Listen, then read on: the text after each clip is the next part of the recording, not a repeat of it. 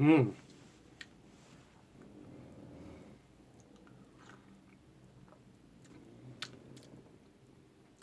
Hello, goblins. It's Chris, Eldritch Pipes. It's not really a this week's Pipes episode. It's a... I'm back from the Las Vegas adventure episode. Although I have a few pipes, we'll get to those. My initial idea had been that I would do some videos or something while I was out there. I never found that I got far too swept up in events to take videos. I barely remember to take photographs. So,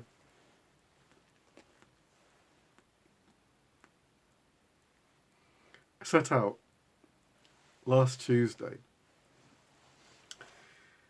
to Heathrow to catch my plane. I've never done it before on my own, and so that was an experience.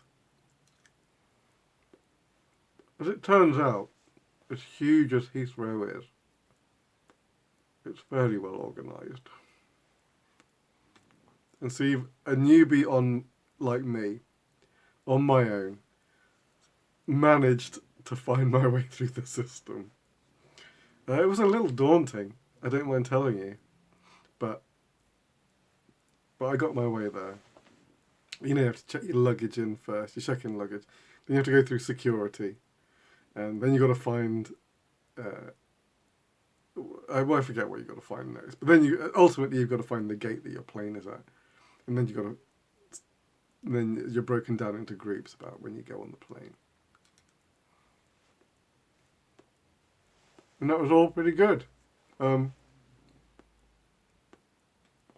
don't know if it's a common theme about airway food, but it's not great. There's no two ways around it. I'm not a food snob, but it wasn't good.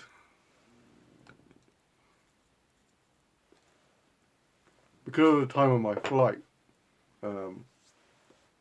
10 a.m., I had both lunch and tea.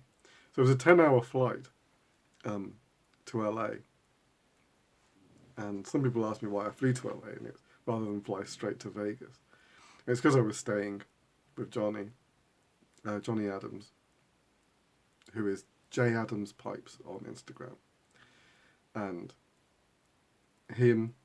I stayed over at his, and then he, me, and Gray all did a road trip to Vegas, which was super cool. But I'm getting ahead of myself. Or am I?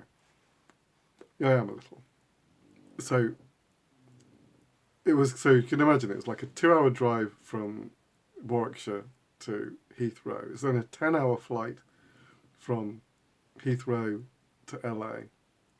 Fortunately, Johnny lives... I was picked up by Gray.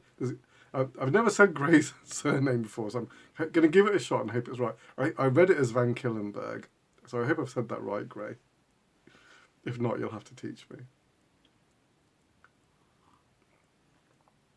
But Johnny didn't say, hey, this is Gray Van Killenberg. He just said, this is Gray. And I just know Gray is Gray.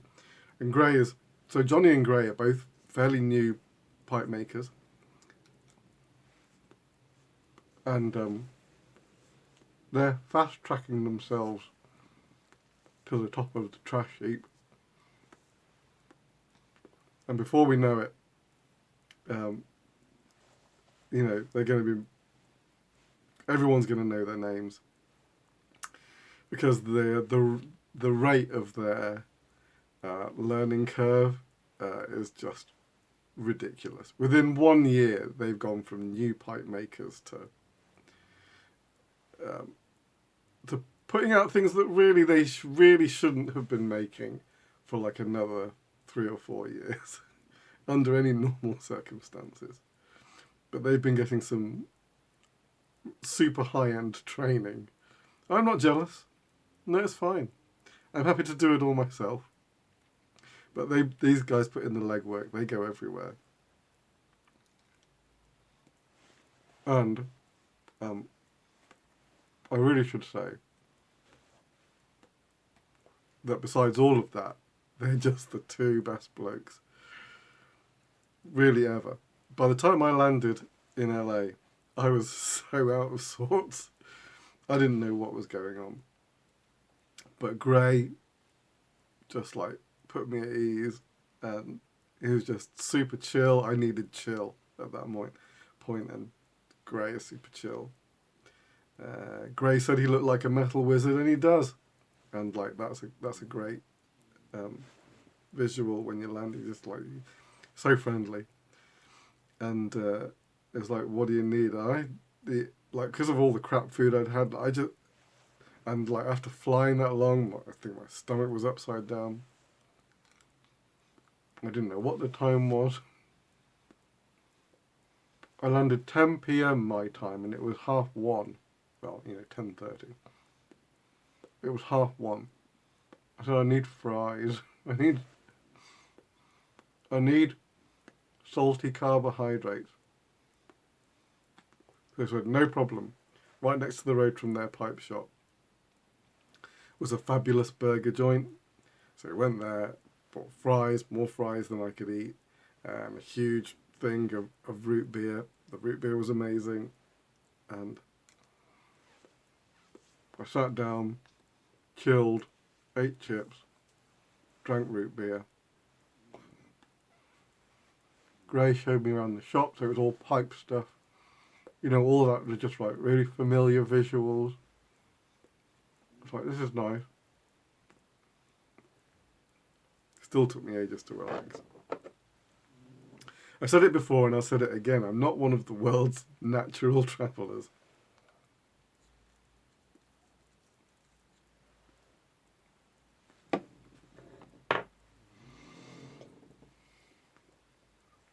Ray was showing all of his like he carves guitar bodies as well. What is he? He's an artist. He's a tattoo artist as well, and so everything he does is he's just an artist, right? And he turns that artistry to different mediums, and it's like all very cool. Then Johnny joined us. We chilled out a little bit longer. And then finally went back to Johnny.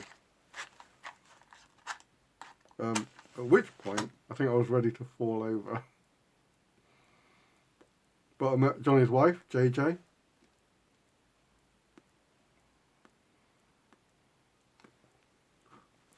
Also super lovely. Kept offering me every food item in the house. And trying to find new ones.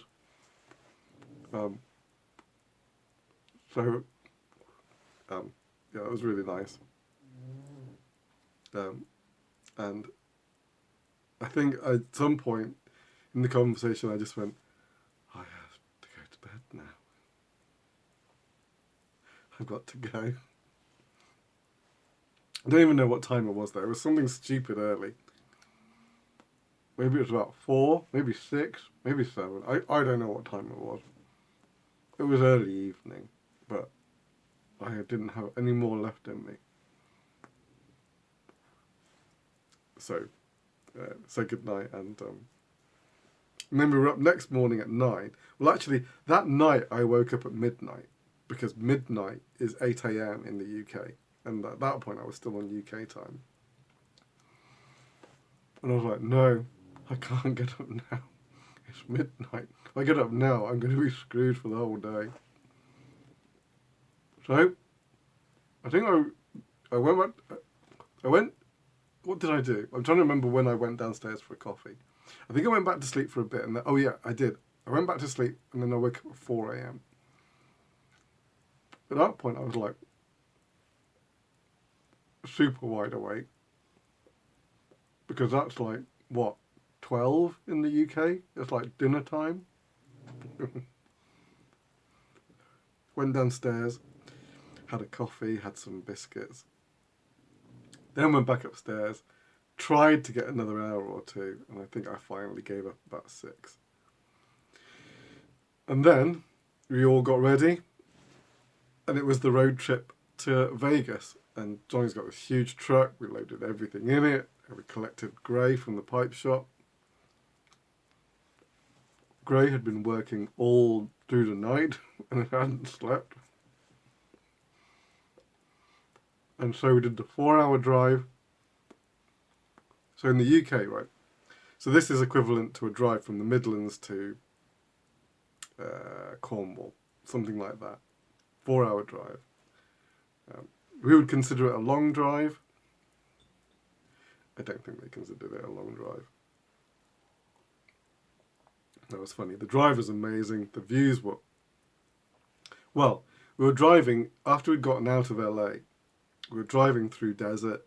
It was just this one straight road through the desert, mountains on all sides. It was really cool. We stopped off at the Mad Greek. Both Johnny and Gray had been talking about the Mad Greek almost non-stop. We got what we would call a doner kebab. Well, actually, no. I think they're called... I keep wanting to say gyros, because that's what it's. Gyros. You might say heroes. Different people. I've heard people say it differently. But anyway, doner kebab meat in a flatbread rather than, I don't know, like a... Anyway, it was good. And, yeah, and then we carried on. Thank you.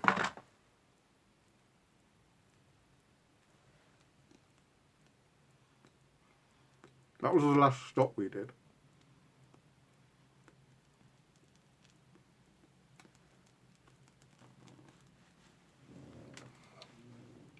And then we got to our hotel in Vegas.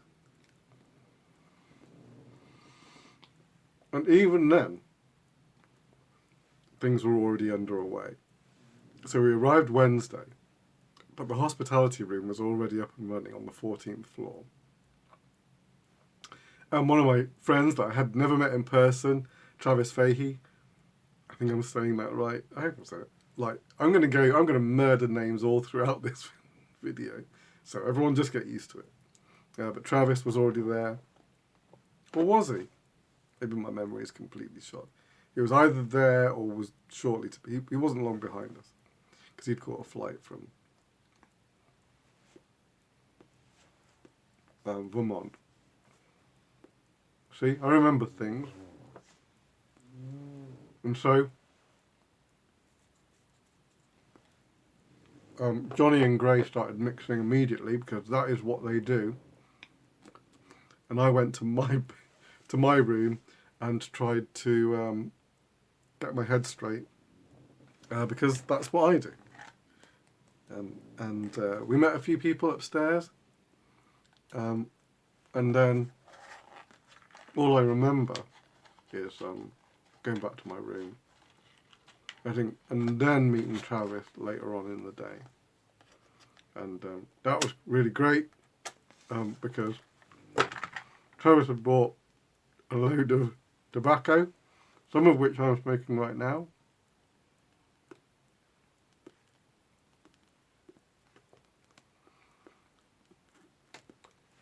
It is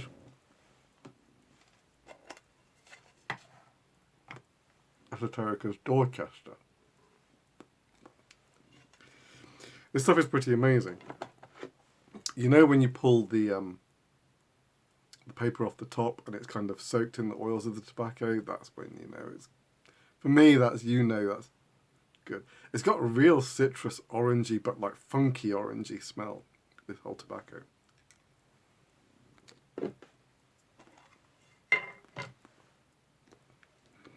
This is one of Esoterica's like proper vapors. Like there's like good healthy amount of perique in this one.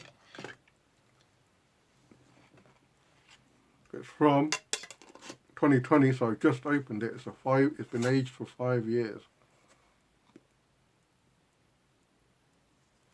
It's really good. I didn't start smoking at the convention till Friday, when I met Nate King, and Nate King gifted me one of his princes, one of his shot pipes, but it's like, look at it. So dainty, really refined, really recognisable. Nate's princes. How cool was that? So honoured. And then, what do we do? Oh yeah, that evening. So I think we spent a bit of time chatting in my room, but then we split off, and then we met up later at Travis's room, and he ordered room service. And I didn't know what I wanted to eat. I wasn't sure. Was it breakfast? Was it dinner? No idea. So I just saw pancakes, and you know what? Just pancakes is fine. That's what I want. It's simple. I didn't want a huge meal. So we ordered the food, and then the plates were covered with like a metal cover. So popped the cover off, and like the pancakes were like dinner plates. Each one was like, 10 millimeters thick, and like they were stacked like 4 high, and I was like, what the heck? I didn't make it. I made it through 3/4 of one of them, and I was stuffed. But yeah, so that was that. And then Thursday, people really started rolling in.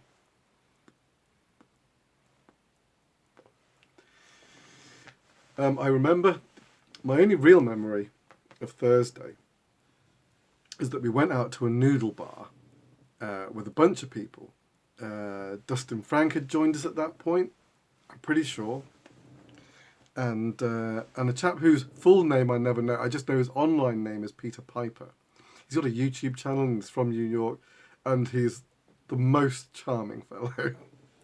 I really enjoyed his company. It's very funny, and very thoughtful, and very, I can only imagine, very New York. Whatever that might mean. But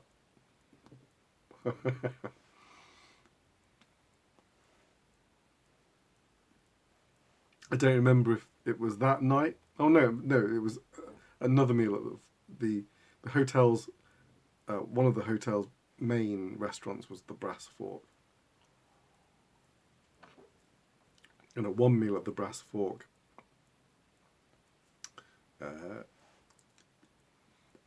Was someone talking about oysters, or was it something like that?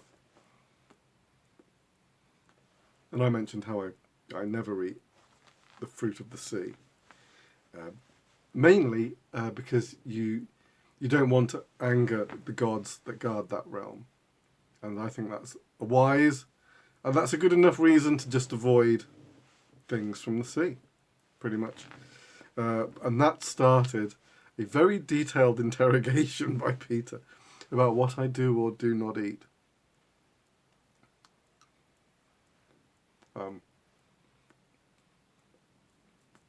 Which I hope was informative of, if not my palate, then my mental state.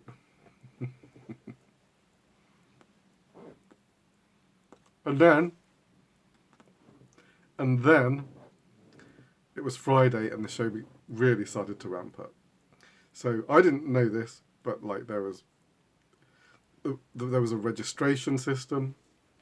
Even though you've signed up for it, you've still got to go in and kind of like announce that you're here, as it were.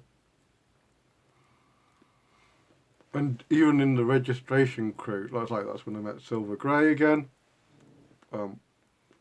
Which is, I mean, if I don't know which of you know Silver, but she is like, if there was a mountain of awesomeness, she would be at the peak.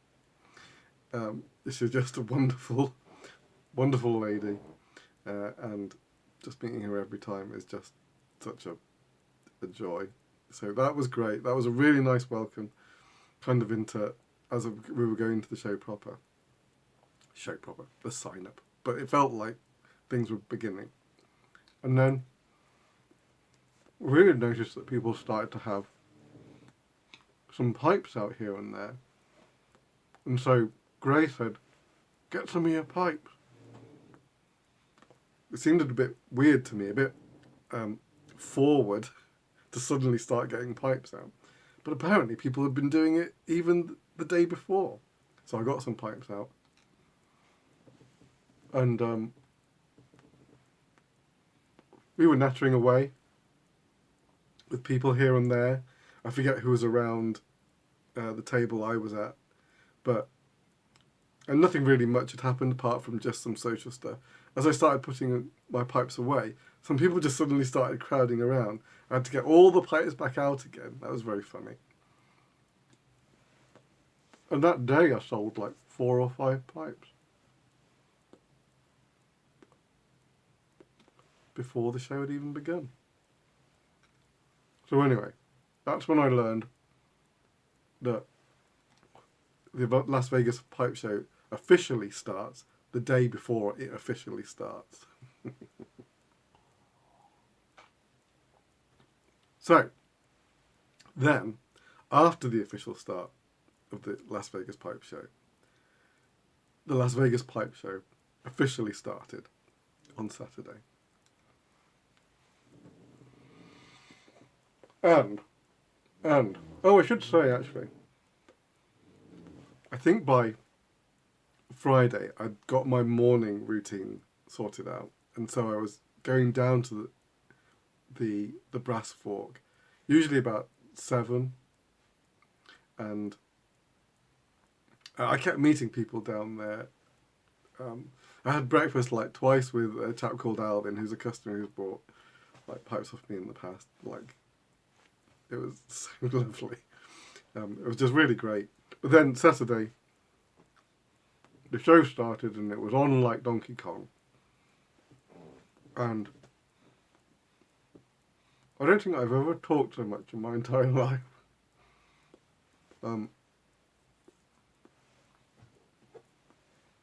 It was just crazy from the English UK show point of view. It was nuts. Just people all day long wanting to chat to you about your pipes. And also the setup was, I had Johnny and Gray on my left, and I had Micah on my right.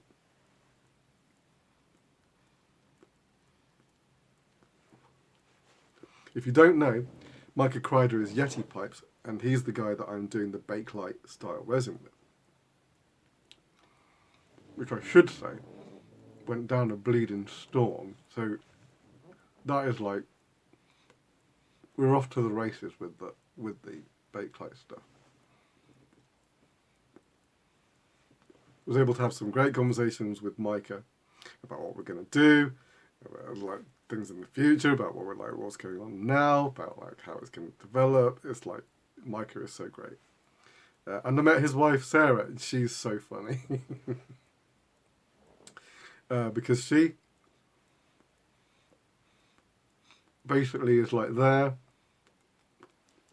Like if she thinks Micah's not doing something he ought to be doing, she's there rallying him. If he's doing something she thinks he shouldn't be doing, she's like putting the brakes on. It's like, I didn't realise how much of what like me and Micah, I suppose, are doing now is really, all credit to Sarah, because she really made things kind of like gel and come together. These wives behind the scenes, they're a valuable part of the machinery that make these things happen. I think while I talk, I'm never going to keep this thing lit. I don't care. It's fine.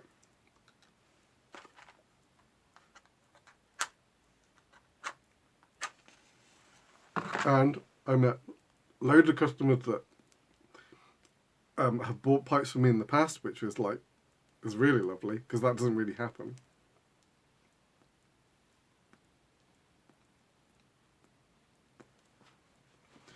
because of the vast majority. I have some customers in the UK, and of course I do meet them, but the vast majority of my customers are in the States. And a surprising amount of them had made it to Vegas. One fellow, you just have to excuse me, who I've forgotten his name, like came with an Eldritch Pipes t-shirt, and I was like, what is going on right now? And then, you know, that was just a crazy day. In fact, it wound up being 2 crazy days. I can't remember what happened at the end of Saturday. I was really kind of in. I'd found my feet sort of Friday, and so I was really kind of like flowing from Friday on. So Saturday was just like a real joy. Sunday was a bit more of the same, but it turned out to be somewhat. I'm going to put this down now. I think I've smoked it, but it was similar to the Chicago Sunday in that things had quietened down. There were some new people coming in, but it was nowhere near as full on as the Saturday was. Which is fine, because we were kind of... I wouldn't say on our last feet, but on our last legs, even.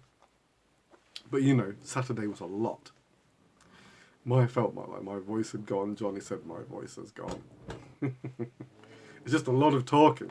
Oh, Saturday. I did forget to mention. I'm going to be jumping around like this all over for the whole thing. But we did the meal. They put on a dinner, and I was on a table with Johnny and Gray. I was sitting next to Nate King, who is like one of the best people you can sit next to, because he's a raconteur. He's got a million stories. I wish he's good friends and was staying with Greg Pease, who I did meet and I did enjoy meeting a lot. I wish I'd had, for some reason, never found a real moment to sit down and chat, which I would have really loved, because he's a very funny guy, is Greg. And maybe next time, hopefully next time, we'll find a way for that to happen. But you know, everyone's talking to everybody. It's like a thing. But the end of Sunday, so we packed up. Just the pipes, not packed up to go. Didn't leave till Monday. So just packed up from the show bit. And then decided it was time to go and see the Strip. Which is where, like, you know, popular Vegas is. It's on the Strip. One long road disappearing into the distance with madness happening on either side. You can't go to Vegas and not see the Strip, otherwise people will ask you if you've seen the Strip, and you'll have to say no, and that'll be embarrassing. So we went and saw the Strip, and it was crazy. We were in the MGM studio, hotel, casino. Every hotel is a casino, or rather, every casino pretends to be a hotel. And I had a sliced pizza there that was as big as my face. What else? And then, and then we were just walking and walking. We saw the fountains go off at the Bellagio, which is pretty cool. We stopped off at, there's this street. I can't remember the name. The street has got this overhead, like, digital display going for the whole thing. There's like dancing gorillas in there, by which I mean men in gorilla suits dancing. I don't know why. There's like different DJs on different stages as you go down the street. So it's like some kind of festival going off, but it's just a street in Vegas. But then I guess that's Vegas. I did no gambling because that's not what I do. I didn't go there to lose a bunch of money. Which is what gambling is, right? For some, an enjoyable way to lose some money. And like, no. That's not for me. But, yeah. So then, was that Sunday? What did we do for the end of Sunday? No, I can't remember. But anyway, at the end of the show, I took 18 pipes and I sold 14 of them. So I have 14. I have 4 pipes left. And here they are. So these 4 pipes are available if you've made it this far in the video.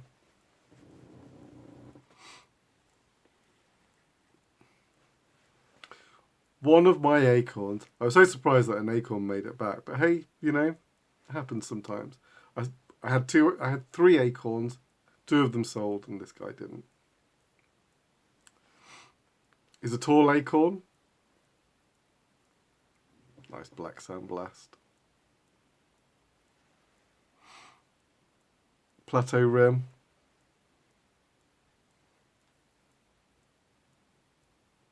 This was the fir green stem.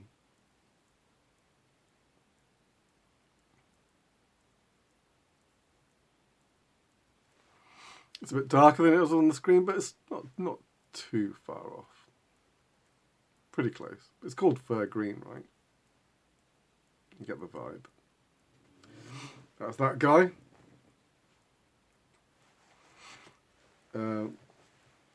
Then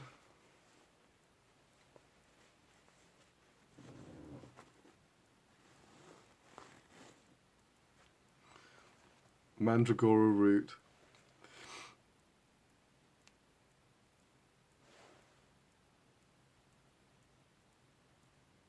One really nice experience was that some pipe makers bought some of my pipes, and the pipe makers really went for the unusual ones. Nate King bought the Coral Cutty, and Silver Grey bought the Sunburst Shroom. Look at this guy. He's nuts. Super wild plateau.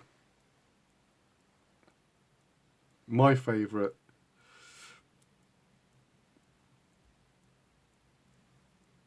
Carved stem in the moss green. I'm kind of surprised. There was like so many people picked this up.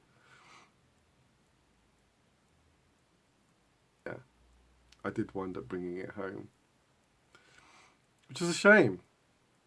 So he's available.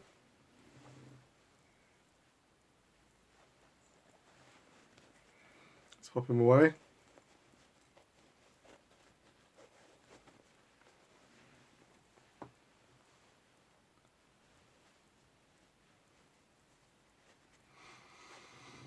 Then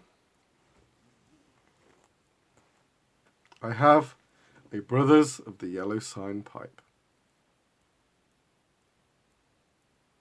Look at the ring grain on that sandblast. There's a lot going on with this fellow. He's obviously pretty heavily carved with a kind of wave effect. He has a carved crown with a gold leaf, and then pretty well sandblasted. Some good relief on that sandblast. And an olive Cumberland stem with quite a lot of crazy detail.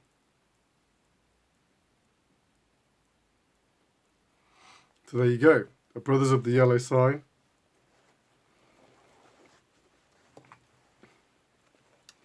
And then finally,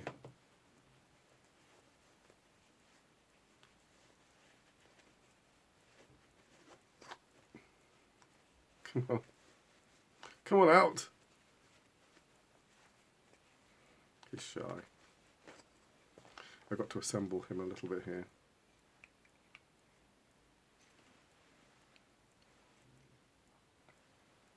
It's a snail, a carnivorous snail, in black sandblast.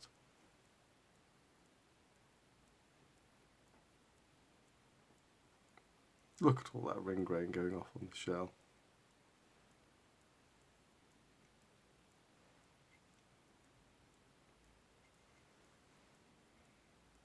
plateau foot. This guy's a reverse calabash. So a second chamber in there.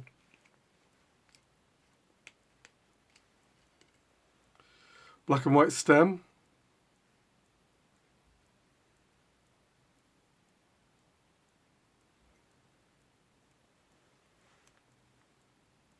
He's just very cool. So, those 4 pipes are available. If you're interested, wing me an email, devilsreef@gmail.com, or contact me on the social medias.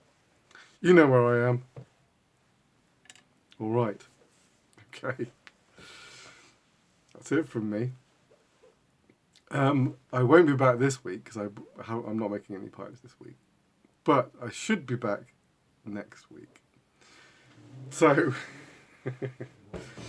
yeah, phew. What a journey. I didn't even talk about the journey back. There's no need. Or maybe another time. Okay. Take it very easy. Until next time, your loyal pipe maker.